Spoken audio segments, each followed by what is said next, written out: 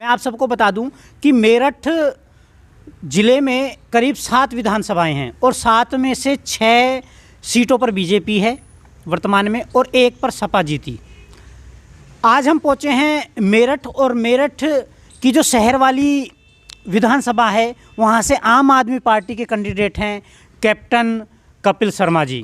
Captain Kapil Sharma ji से विकास के मुद्दों पर बात करेंगे, गरीबों की बात करेंगे, बेरोज़गारी की बात करेंगे, महंगाई की बात करेंगे और किसान आंदोलन की भी हम बात करेंगे। मैं कैप्टन कपिल शर्मा जी का अपने प्लेटफॉर्म पे पहले तो आपका बहुत बहुत स्वागत। बहुत बहुत धन्यवाद। मैं आपके चैनल के माध्यम से मेरठ शहर के निवासियों को बहुत आभार प्रकट करता हूं जी। और इस बात के लिए मैं हार्दिक अभिनंदन करता हूं कि आज मेरठ का आदमी जागरूकता की तरफ बढ़ रहा है। देखिए, मेरठ शहर विधानसभा में आबादी काफ़ी है और यहाँ पे मौलिक मुद्दे जो हैं वो काफ़ी स्तर पर, लोकल मुद्दे जो हैं वो काफ़ी स्तर पर एक चरमी स्तर पे पहुँचे हुए हैं। हमेशा इस विधानसभा में लोग जाति धर्म के लिए लड़ते रहे हैं, जिससे कि इस विधानसभा का विकास नहीं हो पाया है। हम आम आदमी अपने राष्ट्रीय अध्यक्ष केजरीवाल जी के नेतृत्व में इस बात की गारंटी देते हैं और लोगों को यकीन दिलाना चाहते हैं कि जिस तरह से हमने दिल्ली का मॉडल पूरे देश को दिया है, उसी तरीके से अगर हम सत्ता में आएंगे तो हम जाति धर्म से ऊपर एक आम आदमी की परेशानियों को उजागर करेंगे और उनका समाधान करेंगे। कैप्टन साहब, मैं आपसे जानना चाहूँगा कि जब बीजेपी सत्ता में आई थी तो इन्होंने कहा था कि मेरठ को हम स्मार्ट सिटी बनाएंगे, लेकिन जो मैंने खुद देखा है यहाँ सफाई की समस्या, ट्रैफिक की समस्या और जो जल निकासी की समस्या है वो है। आपका विचार जानना चाहेंगे कि क्या बीजेपी ने जो दावा किया था स्मार्ट सिटी बनाने का उसमें वो सफल रही है और यहाँ के जो विकास के मुद्दे हैं वो क्या हैं और क्या कमियां हैं अभी? देखिए, लास्ट चुनाव भी नहीं, पिछले 3 बार से बीजेपी के सांसद यहाँ पर हैं। ये वो एरिया है जहाँ पर बीजेपी ने अभी तक अपना वर्चस्व लगाया है, पर विकास के मुद्दों पे नहीं कर पाए हैं वो कुछ, और इसलिए जनता में जागरूकता आई है और वो बीजेपी से अपना हाथ छुटाना चाहते हैं। मैं लोगों से मिला हूँ, उनकी समस्याएं समझी हैं मैंने, तो वो आज का आदमी एक विकास की तरफ बढ़ रहा है। उसे जाति धर्म से आप ज़्यादा टाइम गुमराह नहीं कर पाएंगे और वही संदेश के साथ हम आगे बढ़ रहे हैं कि अगर हमारी सरकार आती है तो हम इस समाज में एक न्यूनतम वर्ग है जो गरीब परेशान आदमी है, उसकी जीवन शैली को हमें इस तरीके बनाना है। आप जाइए, देखिए छोटे छोटे एरिया में वहाँ जल निकास नहीं है, पानी घुसा हुआ है, गड्ढे हैं, मच्छर हैं, बच्चे परेशान हैं, औरतें परेशान हैं, बुजुर्गों की स्थिति दयनीय है। इन सब मुद्दों को कोई बात ही नहीं करता है यहाँ पर। कैप्टन साहब, बात करें जो हमने भी देखा है, एक जो वर्ग विशेष है वहाँ पर विकास नहीं किया गया, जो अल्पसंख्यक हम बोलते हैं। इस बारे में मैं आपसे कहना चाहता हूँ। अच्छा, आप मुझे बताइए कि आप वर्ग विशेष पे जा रहे हैं, पर क्या जो दूसरे एरिया वहाँ विकास हुआ है?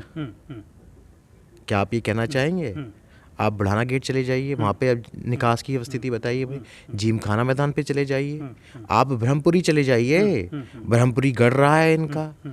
अगर मैंने कैप्टन साहब, एक बहुत बड़ी समस्या है मेरठ की, जो कूड़े की समस्या है। एक कूड़े का ढेर जो बहुत ही स्मेल बदबू देता है, उस कूड़े का प्रबंधन भी यहाँ पे नहीं कर पाए, जबकि बीजेपी के सांसद हैं, बीजेपी के एमएलए हैं, सरकार इनकी उत्तर प्रदेश में केंद्र सरकार इनकी। देखिए, मैं सिर्फ यही कहना चाहूँगा, धर्म जाति के नाम पर आज तक सिर्फ मेरठ वासियों को उनके मौलिक अधिकारों से वंचित रखा गया है। ना ये एक किसी तरह की विकास की बात करते हैं, ना सुविधाएं देना चाहते हैं, ना रोज़गार देना चाहते हैं, ना ही औरतों की सुरक्षा प्रदान करना चाहते हैं। सिर्फ और सिर्फ ये वोट चाहते हैं धर्म के नाम पे और उसके बाद सो जाना चाहते हैं। महिला सुरक्षा की बात करें, आपने जिक्र किया, तो मेरठ में आपसे जानना चाहेंगे कि महिला सुरक्षा कैसी है, क्योंकि बीजेपी ने ये दावा किया है कि हमारे शासन में महिलाएं सुरक्षित हैं और रात में सोने के गहने पहनकर स्कूटर पे रात में बड़े आसानी से जो लड़कियां हैं या महिलाएं वो जा सकती हैं? देखिए, हम इसके लिए मैं आपसे यही कहना चाहूँगा, आपसे निवेदन है, आप रात के 9 बजे सड़क पे खड़े हो जाइए, और अगर आपको एक भी महिला अकेली जा रही हो और वो अपने आप को सुरक्षित फील कर रही हो तो आप हमें बोलिएगा। कोई महिला अकेले घर से बाहर नहीं निकलना चाहती है। आप मेरठ के अंदर आप न्यूज़पेपर उठा लीजिए, हर दिन की आप न्यूज़ेस पढ़िए, कुछ ना कुछ आपको ऐसी समस्याएं रिपीटेड इंटरवल पे मिलती हैं। ये नहीं है कि आज हो गई और नहीं हो रही है, उसी पर्टिकुलर एरिया में वही घटनाएं हो रही हैं। तो लगता है प्रशासन अपने यहाँ सोया हुआ है और वो जो कंप्लेनें आ रही हैं उसमें वो कुछ काम नहीं कर रहा है। कैप्टन साहब, आपसे जानना चाहेंगे कि जैसा कि किसान आंदोलन आपके संज्ञान में भी है, किसान आंदोलन करीब करीब 380 दिन चला। 14 तारीख को लास्ट में टिकैत जी ने हवन करके उसका समापन किया। तो बीजेपी ने तीनों कानून वापसी ले लिए और मोदी जी ने कहा कि मेरी तपस्या में कहीं कमी रह गई जिसे लोग समझ नहीं पाए। तो एक तो आपसे जानना चाहेंगे वो तपस्या क्या थी। दूसरा, लखीमपुर खीरी जैसी घटना भी होती है जिसमें किसानों को मार दिया जाता है, उसमें जो अजय मिश्र हैं, टेनी बोलते हैं जिनको, वो अभी पद पर बने हुए हैं, उन्हें बर्खास्त नहीं किया गया है।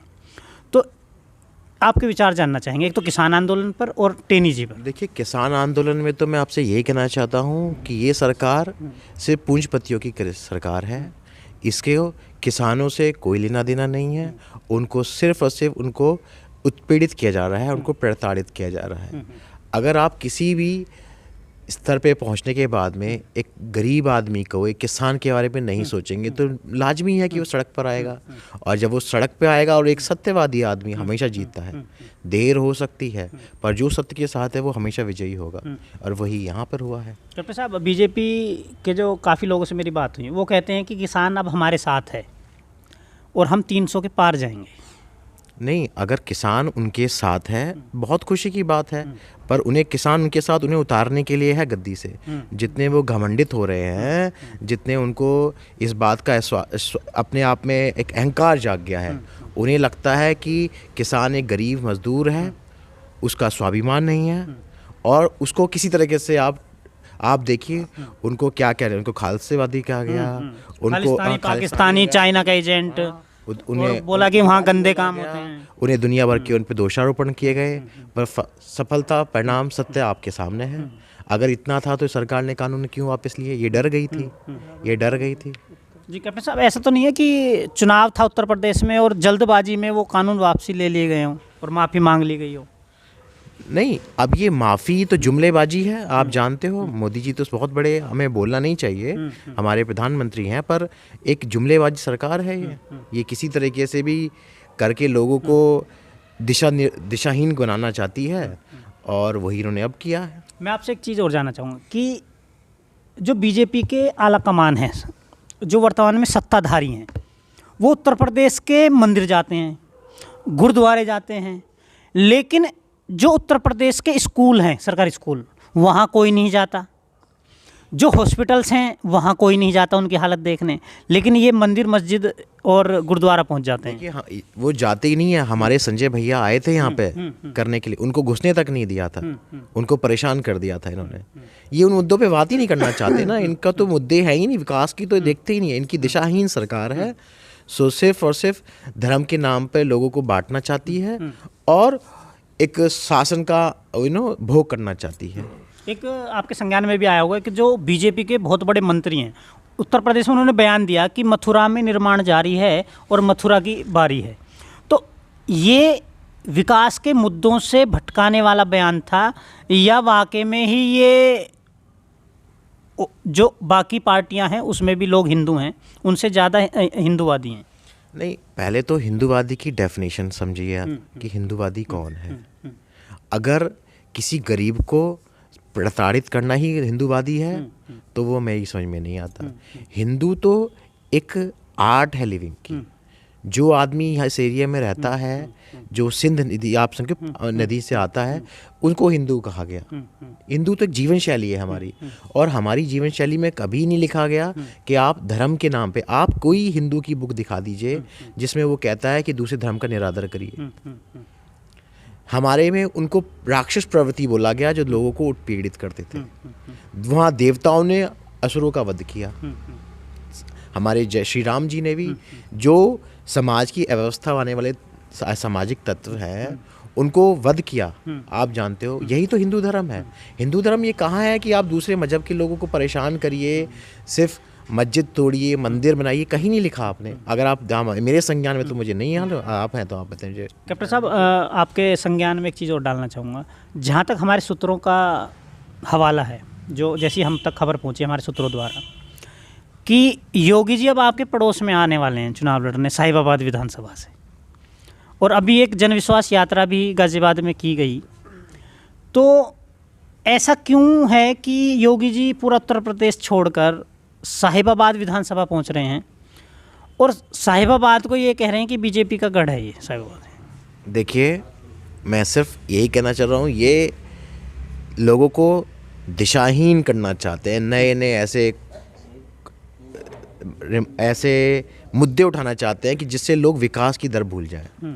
अब आप मुझे बताइए, साहिबाबाद हो, बनारसी हो, झारखंड वो आपका लखनऊ हो या आपका आजमगढ़ हो, क्या फ़र्क पड़ता है? आप मुझे ये बताइए कि जहाँ पे वो विकास करेंगे, आप ये मुझे साहिबाबाद गोरखपुर से हैं, वो मटके न्यायाधीश रहे हैं, मठाधीश रहे हैं वो, राइट? तो आप बताइए क्या पूरे संसार को आप मठ की तरह चला पाएंगे? भाई, ये व्यवस्था जो है हमारा सबसे बड़ा गणतंत्र है। ऐसा तो नहीं है कैप्टन साहब कि उधर से ज़मीन खिसक गई हो और नई ज़मीन तलाशने के लिए साहिबाबाद आ गए हों? नहीं, ज़मीन तो इनकी सारी खिसक चुकी है।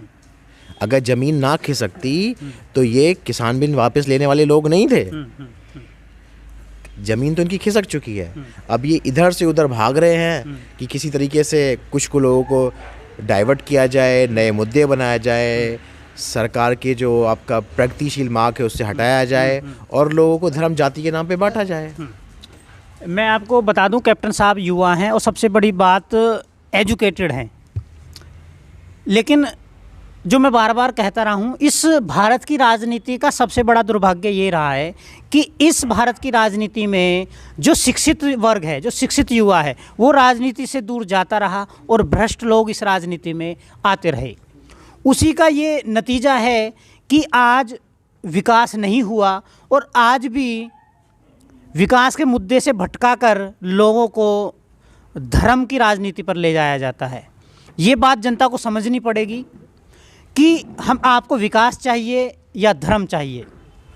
अगर मैं कड़े शब्दों में निंदा करता हूँ, ये बीजेपी वाले हिंदूवादी की बात करते हैं, हिंदू, लेकिन आप अगर उठा के देखें, मेरा सर्वे अगर गलत निकले तो बताना, कि जितना भी बीजेपी का बड़ा नेता है उसकी लड़की की शादी मुस्लिम वर्ग में की गई है।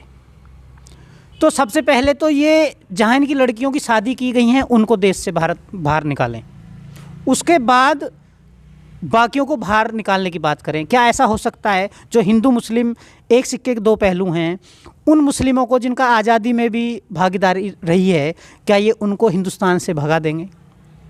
पॉसिबल नहीं है। ये जनता को समझना पड़ेगा।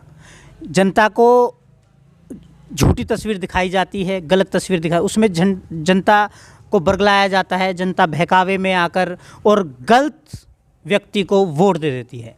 मैं अपने मन से बार बार एक मुद्दा उठाता हूँ, वीआईपी कल्चर का। उत्तर प्रदेश में इतना वीआईपी कल्चर है कि कोई भी व्यक्ति जो छोटा सा नेता है वो भी 10-20 गनर लेके घूमता है। मैं आपको बता दूं, कैप्टन विकास गुप्ता जी के कैप्टन कपिल शर्मा जी के पास मैं बैठा हूं, इनके यहाँ कोई गनर नहीं है, कोई वीआईपी कल्चर नहीं है, कोई भी आमजन गरीब व्यक्ति डायरेक्ट आकर कैप्टन साहब से मिल सकता है। ऐसे ही लोगों को सत्ता में आने की ज़रूरत है और जनता को भी सोचना चाहिए कि ऐसे ही लोगों को सत्ता में लाया जाए जो वीआईपी कल्चर अपना लेते हैं, गनर रख लेते हैं। गरीब व्यक्ति गनर देखकर दरवाजे से लौट जाता है। तो जनता को सोचना पड़ेगा, ऐसे व्यक्ति को लाएं। अगर मैं दिल्ली की बात करूं, मैं दिल्ली के मोस्टली बहुत आम आदमी पार्टी के जो नेता हैं और एमएलए हैं, उनका मेरा इंटरव्यू हमारे चैनल पर है। बिल्कुल वीआईपी कल्चर नहीं है।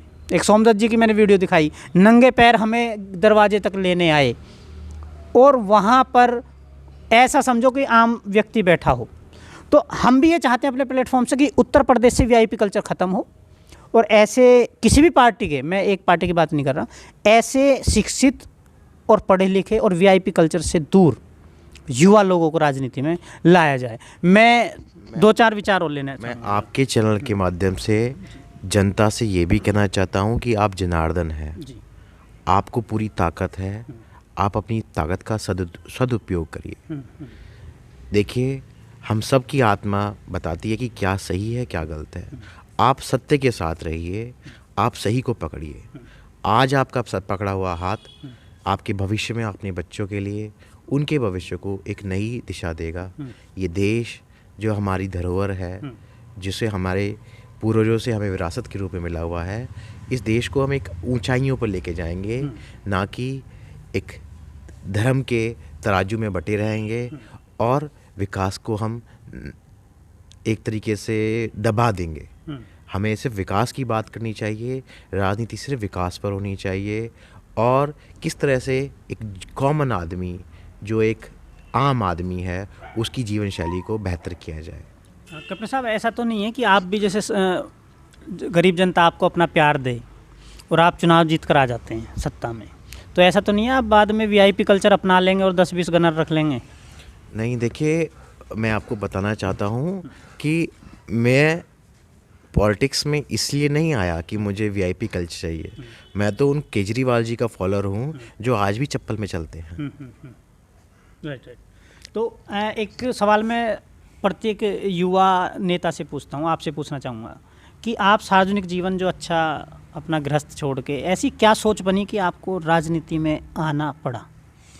ये सवाल इस सवाल का मैं यही कहूँगा कि जब जब समाज में एक बीमारियां बढ़ जाती हैं तो किसी को तो आना पड़ेगा आगे, कष्ट किसी को तो लेना पड़ेगा।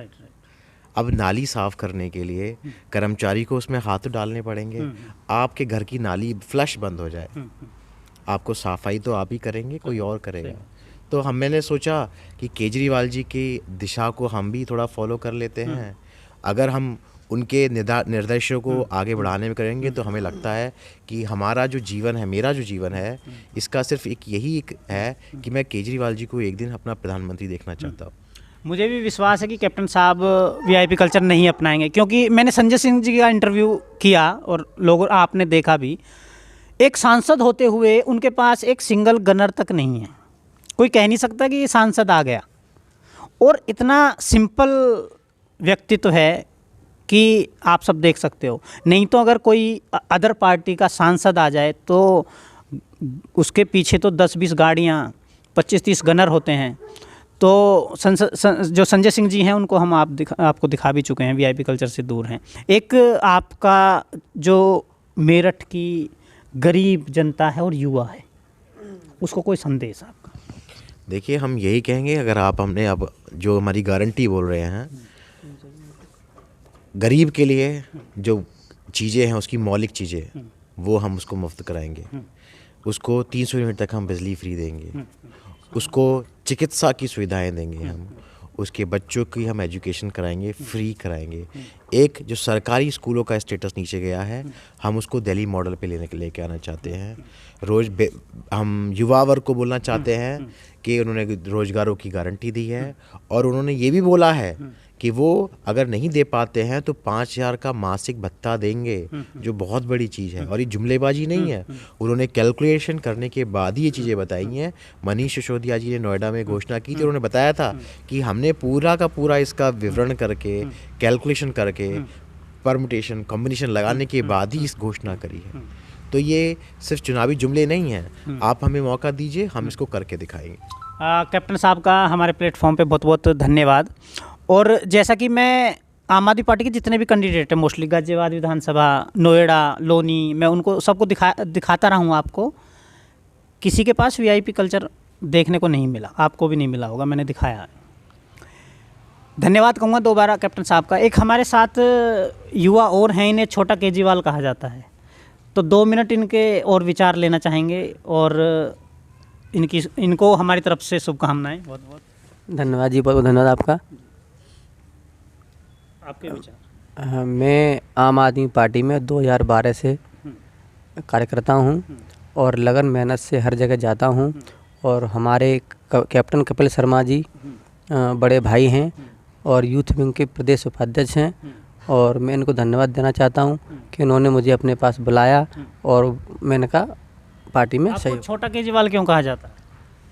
क्योंकि कुछ हरकतें मेरी माननीय फैजल वारसी जी प्रदेश अध्यक्ष हैं हमारे, उन्होंने कभी देखी हैं, 10-20 बार कभी गए हैं किसी रैली में, तो उन्हें केजरीवाल जी से कुछ लक्षण हमें दिखे, इसलिए उन्होंने मुझे छोटे केजरीवाल के नाम से मतलब पुकारने लगे। और आम आदमी पार्टी ही आपने क्यों चुनी कि भाई आम आदमी पार्टी के लिए हम काम करेंगे, उनके सेवा जो है आम आदमी पार्टी के थ्रू की जाएगी, जन सेवा?